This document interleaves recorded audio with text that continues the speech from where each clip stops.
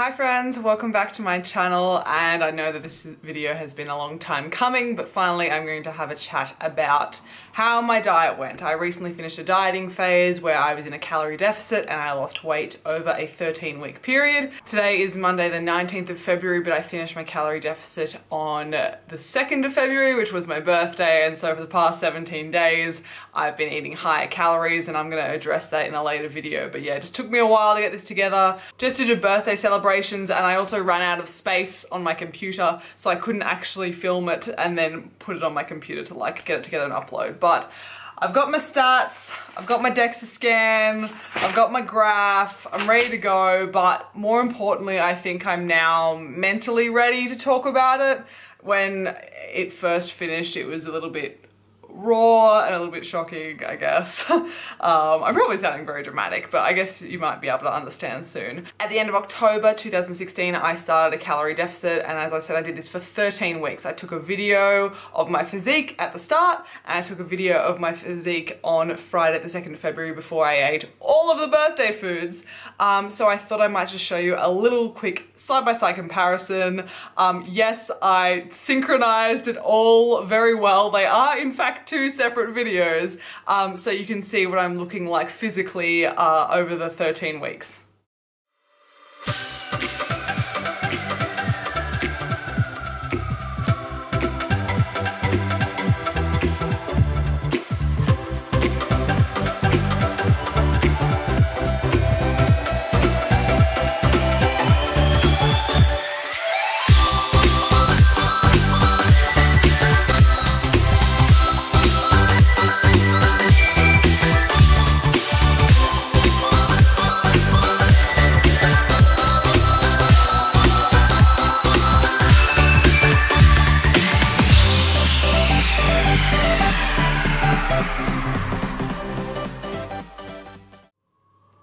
Alright, there you go. So looking leaner, I would say, particularly in my abs. That tends to be where it's the most noticeable. My legs tend to not lean out as much. So it's a little over 5 kilos that I lost, and normally I do try and speak in pounds as well, but I'm sorry Americans, it's going to be too much for me to handle in this video, so I'm going to be speaking in kilos, I'm going to be speaking in centimeters probably, so just multiply kilos by 2.2 and that's the measurement in pounds. But that's what I'm looking like physically. I want to show you guys how my diet tracked over the 13 weeks. And I'm going to be showing you this little graph, and I'm going to be showing you adjustments that were made to my calories and how my body responded to those. Okay, so looking at this graph, each data point is 1 week apart. So you see my average weekly weight and also the average calories that I was on for that week. So calories are in red, that's on the left axis, and my weight is in kilos in blue, and that is on the right axis. So I returned from overseas at the end of October and got back on 2,200 calories, got back into routine, and the start of my diet was on 2,000 calories. And we purposely started this diet on quite a few calories, just because ideally the aim is to lose weight while eating as much as possible. And as you can see, over that first week, my body weight dramatically decreased. And this initial decrease in body weight is probably just due to the fact that I'm eating less carbohydrates and carbs hold water. After that initial decrease, however, my weight kind of plateaued and stayed around the same, between 68 and 69 kilos, so my coach reduced my calories. Again, not seeing a lot of change in body weight, so down I go again, and now I'm at around 1,800 calories a day, which is still fairly reasonable. Then this spike in body weight that you see is actually me going to Melbourne, and I ate out quite a bit there. I had a lot of sodium, I had some kind of higher, more calorie dense foods, and because of that my weight spiked up because I was out of routine, but came pretty much back down to where it was. At this point though, nearly around Christmas time, I was at the 7 or 8 week mark, and I really only had about 4 or 5 weeks to go, and I was getting quite conscious that my weight wasn't tracking really the way that I wanted, to be honest. And so my calories went down a little bit further, and now I'm down to 1,600. And my calories stayed at that level for the remainder of the calorie deficit because my body did respond and I did start losing weight again. Something that you can't see from this graph is actually my cardio. And I started at the start of my calorie deficit doing 1 spin class a week, and 1 spin class burns about 450 calories. And by the end of the calorie deficit, I was up to doing 3 spin classes a week. And so those extra 2 spin classes were gradually added in according to my coach. I guess what I just want to stress from this is that I had this process guided by a coach. We only made adjustments when we thought that it was necessary, considering my timeline and that the fact that I was being compliant. We wouldn't have reduced my calories if I was unable to stick to them or if I was struggling with them. And so my calories only went down when my weight started to plateau, or if I was losing at a fairly kind of slow rate, only 100 to 200 grams. So overall, as you can see, I started my cut between 69 and 70 kilos, about 69 and a half kilos, and I finished my cut around about 65 kilos. So for a 13-week time period, and considering, as you saw in that video, I was already fairly lean, on paper, I'm happy with this result. So as you guys saw, I went from 2,000 calories down to about 1,600 over the course of my 13-week cut. A point that I want to make is when I did my diet in 2016, 2017, I dieted for 31 weeks. I did have a diet break in the middle of that time period, around the 15-week mark. I didn't have a diet break this time just because it was a fairly kind of short-ish time period and I didn't kind of feel the need for one. But during that last cut, that 31-week cut, my calories went through the same range. I started at 2,000 and I went down to about a little bit lower, 1,550. This made a significant difference. I actually felt like my last cut that was more than double the time length was easier than this cut was. This cut, I felt like I struggled more with the kind of aggressiveness of it. I found myself thinking about food a lot more. I found myself like picking at food and snacking a lot more.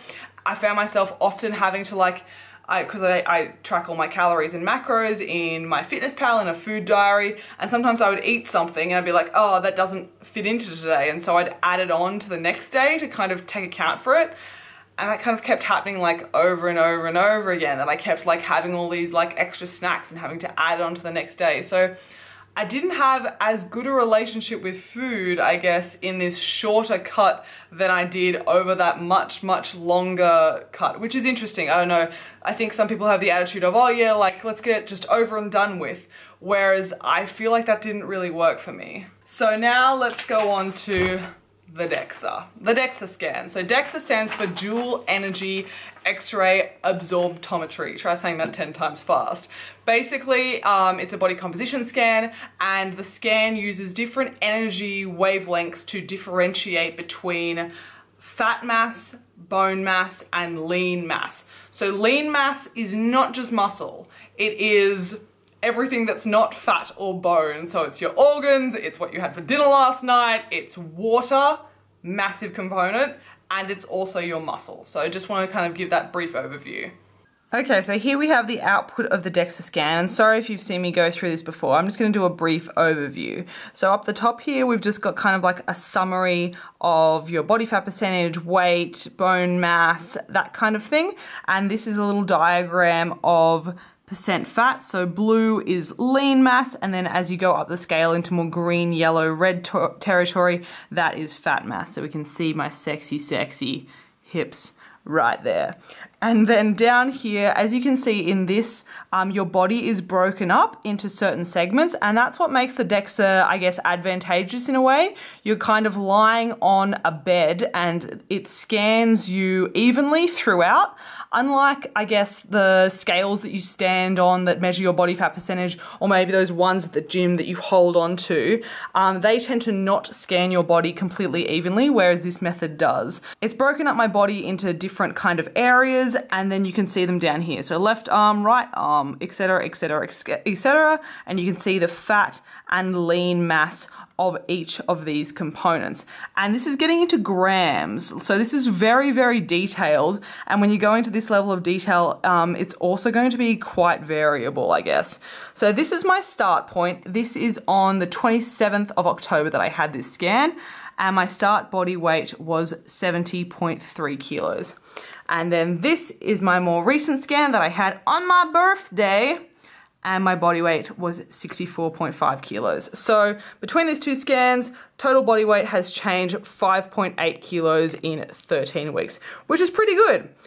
So now let's have a look at some of the other things like body fat percentage and then loss of fat mass compared to lean mass, because we can see the totals here of total fat mass and total lean mass, and we can compare those two, because really any changes in lean mass, because your kind of organs and things like that should be staying consistent, they say that changes in lean mass are attributable to changes in muscle mass.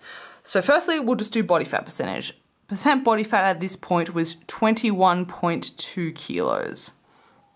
And at the end of my cut, 19.1 kilos. And honestly, this was a massive surprise to me. To have lost 5.8 kilos and only 2% body fat is a little bit strange. And you can start to understand why when you go a little bit more into the detail. So if we have a look here, this is my total fat mass. That's 14.9 kilos of fat, which is on my whole body. So this is back at the start of the cut. And then now, 12.3 kilos of fat. So out of the 5.8 kilos lost, only 2.6 kilos of that was fat. So this is a little bit concerning. Let's have a look at some more detail. Let's look at the lean mass. So total lean mass, which is everything that's not bone or fat, back at the start of the cut was 52.5 kilos. And then at the end of the cut, 49.3.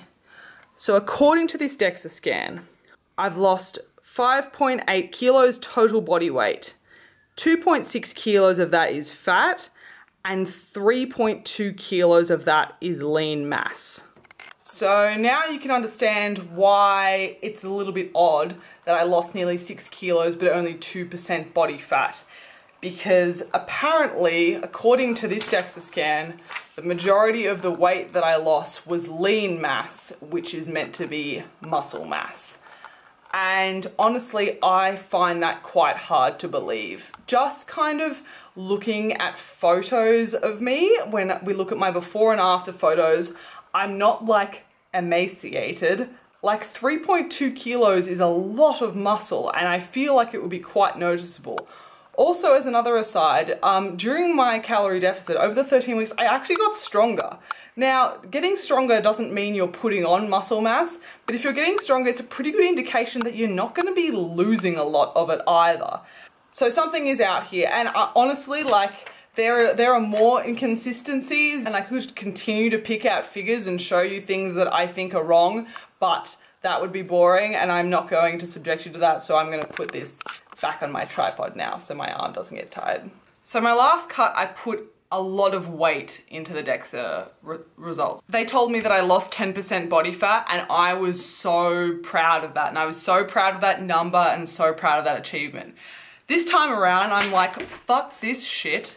I'm over it. Let's be real, guys. DEXAs are going to be variable, and like I said, it's a lot to do with hydration. As women, we know that your weight can fluctuate due to a lot of reasons, just due to hormones, time of the month, sodium, fiber, water intake. They're all things that will make your weight fluctuate. And even though I had both of these scans at the same time of day, I hadn't trained, I hadn't eaten, anything like that, there's still so many factors that can affect my hydration levels. And if I'm slightly more hydrated or have had slightly more carbs in one scan compared to another, it's going to drastically throw out the results and not give an accurate representation of really where I'm at. Perhaps as a one-off, they're pretty good to give you an indication, But the way I've been doing them like every 3 to 4 to 6 months, constantly doing DEXAs, constantly. Are the numbers better? Have I gained muscle? Have I lost fat? Etc, etc. And it's interesting because we're told to focus on things other than our weight, right? We're told like screw the scale, focus on like your body composition and changing your body composition. But I think I've become too obsessed with that to the point where it is to my detriment. And I think that's a really important realization that I've come to at the end of this cut. And so I think when it comes to DEXA scans,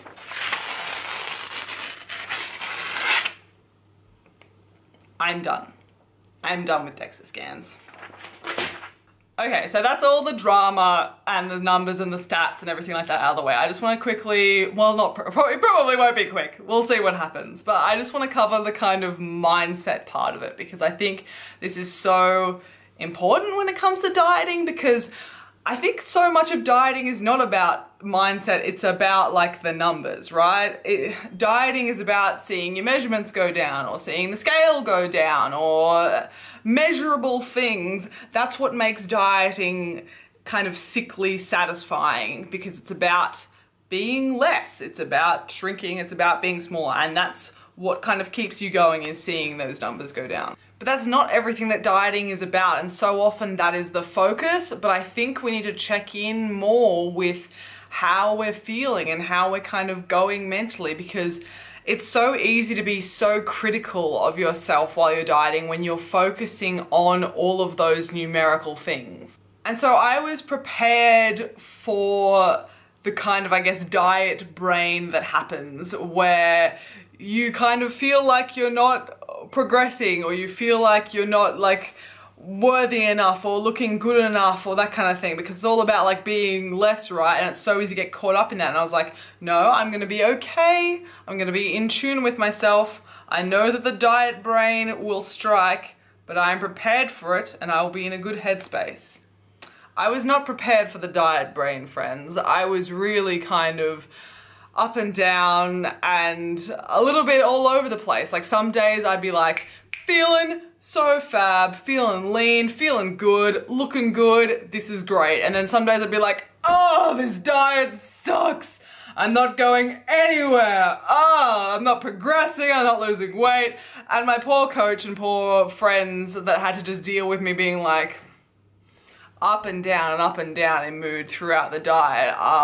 Such a mind game is dieting. And no matter if you want to lose a small amount of weight or a large amount of weight, if you manage to do it without being self-critical of yourself at any point, then you are a special unicorn. Please let us all know how you went about doing that. I'm just saying all of this because if you literally just looked at like a graph of my results and like my before and after photo or my total weight loss, you'd be like, oh, awesome cut, you did great. But it was hard. It was really difficult, you guys. Just, I guess, the aggressiveness of it and the mind games and stuff like that. And I think there is no point starting a diet if you're just going to be overly self-critical of yourself, if you're already not in a good mental space. Like I was in a pretty good, like solid place with myself, and I still found dieting mentally challenging. I think you have to be a really strong person and really solid with yourself and have your diet and your fat loss phase come from the right place. And I also just want to stress in terms of like weight and measurements, and which is quite prevalent with the DEXA scan, make sure you're measuring yourself and you're measuring your progress in multiple ways, but all ways that I guess make you feel good about yourself. Because I mean, if you're just measuring your weight, sometimes the scale stays the same and you're like, oh my God, I'm not progressing. But who knows, you could still be losing fat, but you're holding water, and you could be looking great, or your measurements could be going down, but the scale stays the same. Which is why you use the scale and then you also measure yourself, or you take photos or that kind of thing. For me, my way of doing that, my like extra way of keeping track was doing a DEXA scan. And so it was looking at my body composition and my muscle mass and my fat mass and seeing how that changed over time.